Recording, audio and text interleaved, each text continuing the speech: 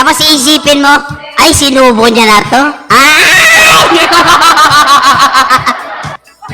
Ang sakit. Ang sakit. Sinubo ko dati, ngayon iba na ang sumusubo. Ay!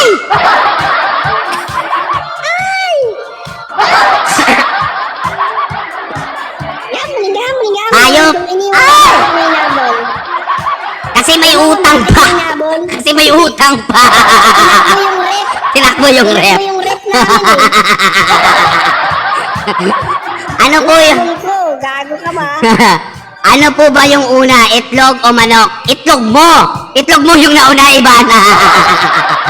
Itlog. Oo, itlog mong di pantay. Iba na. Yung itlog mo yung nauna. Ayan ang buhay yung manok. Ikaw yung tumira sa manok.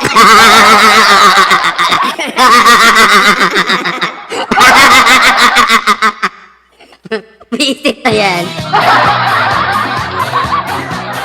Bakit mo kasi tinira yung manok? Kaya nga. Nauna yung itlog mo. Uy, kasya ba? Maliit ba? Bakit kasya sa manok? Mga bakla din po, di na kayo Wala bakla po ba? Di na kayo nagkakagusto sa girl? Depende. Depende. Depende sa girl. Oo. Yung girl may titi. Oo. Yung girl, palag-palag. Palag-palag. Oo. Pag may titi yung girl, yun na. Subuan na.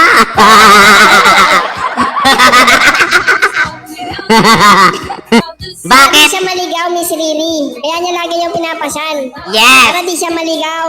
Bakit Kasi sa- wala siyang damit na babalik na rin eh. Pag naligaw siya.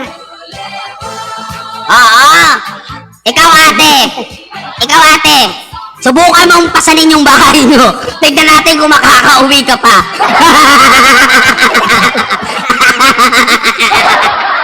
Pag pinasan mo yung bahay mo, hindi ka na maliligaw. Yes. Hindi ka na ma-homesick. Hindi ka na ma-homesick. Hindi pa ma-homesick eh. Oo. Hindi ka na ma-homesick pag binitbit mo yung bahay mo kahit saan ka pumunta. Ay, saan ka pumunta?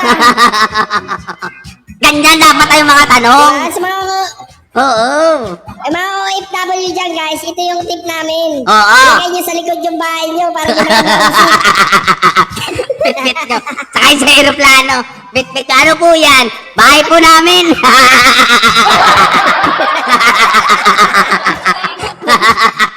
Para di na ako ma-homesick eh. Naiiyak kasi ako pag na-homesick ako. Oo nga eh. Binitbit ko na yung bahay namin. O, di na kayo mahihirapan nun. Alam mo yung sa akin, ate mo, yung pinakamasigahit na hugot?